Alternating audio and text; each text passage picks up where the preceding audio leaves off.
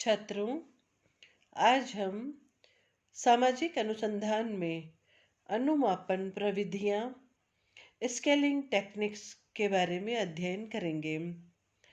सामाजिक अनुसंधान के संदर्भ में अनुमापन स्केलिंग का तात्पर्य पैमाइश की उस विधि से है जिसके द्वारा गुणात्मक, क्वालिटेटिव तथा अमूर्त सामाजिक तथ्यों या घटनाओं को गणनात्मक या परिमाणात्मक क्वांटिटेटिव स्वरूप दिया जाता है। सर्वश्री गुडे तथा हॉट ने लिखा है कि अनुमापन प्रविधियों में अंतर्निहित समस्या इकाइयों की श्रेणियों को एक क्रम के अंतर्गत व्यवस्थित करने की है।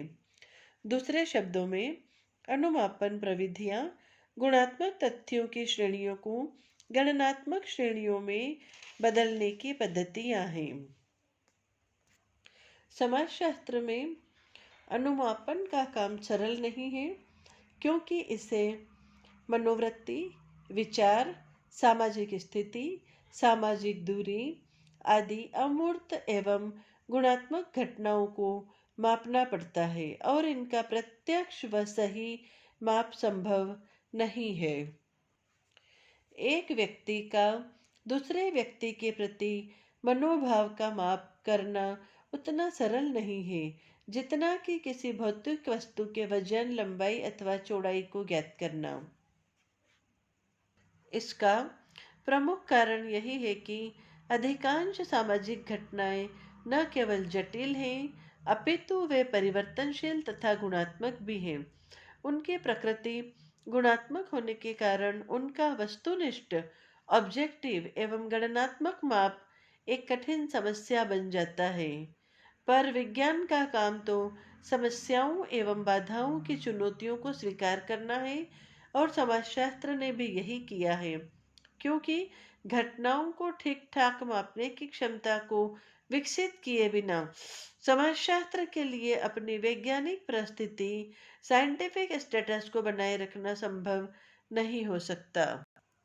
अध्ययन विषय के अंतर्गत आने वाली घटनाओं का सही एवं प्रामाणिक माप करने के लिए और वैज्ञानिक परिपक्वता प्राप्त करने के लिए अनुमापन पद्धति उपयोगी है।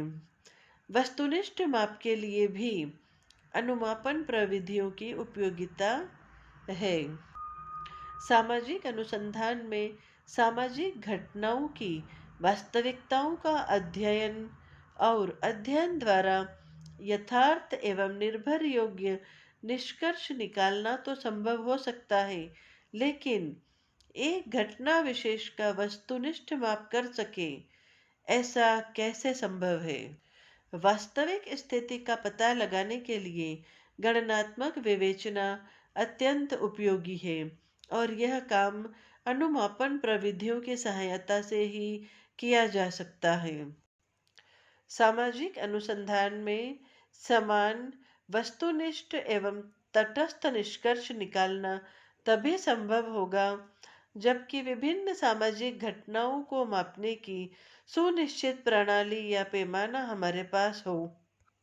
सामाजिक घटनाओं की जटिलता, अमूर्तता, असमानता और मानवीय व्यवहार की परिवर्तनशीलता, सामाजिक मूल्यों के सार्वभौमिक माप के अभाव और प्रयोगशाला न होने के कारण अनुमापन प्रविधियों में अनुमापन की समस्या उत्पन्न होती है।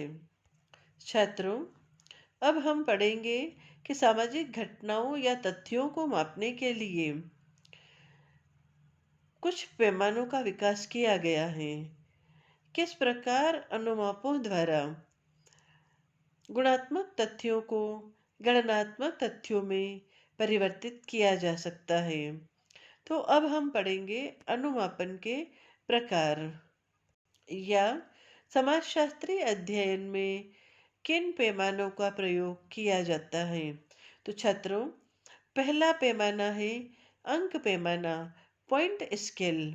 इस प्रकार के पैमाने में कुछ विशिष्ट शब्द या स्थितियां ले ली जाती हैं और प्रत्येक को एक अंक प्रदान कर दिया जाता है। फिर इन शब्दों या स्थितियों को सूचनादाता के सम्मुख प्रस्तुत किया जाता है और वह जिस शब्द या स्थिति के पक्ष में राय देना चाहता है उसके आगे क्रॉस अथवा राइट का निशान लगा देना चाहिए। सब सूचनादाताओं से इस प्रकार मत को जानकर फिर हिसाब लगाकर देखा जाता है कि किसके पक्ष में कितने मत आए हैं। छात्रों, अनुमापन के लिए दूसरा पैमाना है सामाजिक दूरी मापक पैमाना, सोशल डिस्टेंस स्केल। इस प्रकार के पैमानों के द्वारा विभिन्न वर्गों अथवा व्यक्तियों के बीच पाए जाने वाले सामाजिक अंतर या भेद का पता लगाया जाता है। सामाजिक दूरी मापक पैमाने मुख्य रूप से दो प्रकार के होते हैं। पहला, बोगार्ट्स का सामाजिक दूरी का पैमाना और दूसरा समाज मिति पैमाना। बोगार्ट्स के पैमाने में कुछ ऐसी परिस्थितियों को चुन लिया जाता है जिससे कि सामाजिक दूरी की तीव्रता प्रकट हो। इन परिस्थितियों को तीव्रता के आधार पर एक क्रम में सजा दिया जाता है और फिर जिन समूहों के बीच सामाजिक दूरी का पता लगाना है उनके सम्मुख उस पैमाने को प्रस्तुत किया जाता है। जो जिस परिस्थिति के पक्ष में अपनी राय देता है उसे लिख लिया जाता है और इस प्रकार सभी सूचनादाताओं के मतों को जानने के पश्चात सांख्यिकीय हिसाब लगाकर सामाजिक दूरी का अंदाजा लगाया जाता है। समाज वित्तीय पैमाने में जिन व्यक्तियों के या समूह के बारे में अध्ययन करना होता है अथवा घृणा, प्रेम आदि के आधार पर सामाजिक दूरी या निकटता का पता लगाना होता है, उनको एक एक पर्ची दे दी जाती है और यह अनुरोध किया जाता है कि वे उन लोगों का नाम लिख दें जिन्हें कि वे सर्वाधिक चाहते हैं या सर्वाधिक नापसंद करते हैं। उनके उत्तरों के आधार पर सामाजिक दूरी या निकटता को मापा जाता है। छात्रों, अब हम पढ़ेंगे अनुमापन के पैमानों का तीसरा प्रकार, तीव्रता मापक पैमाने। इस प्रकार के पैमाने के द्वारा लोगों के विचारों, मनोभावों आदि की तीव्रता का माप किया जाता है। यह पैमाना उस समय अधिक उपयोगी सिद्ध होता है जबकि किसी विषय के संबंध में केवल दो विरोधी विचार न होकर इन दोनों के बीच अन्य विकल्प भी होता है। छात्रों, अब हम चौथा और अंतिम अनुमापन पैमाने के बारे में पढ़ेंगे। ये है श्रेणी सूचक पैमाना, रैंकिंग स्केल।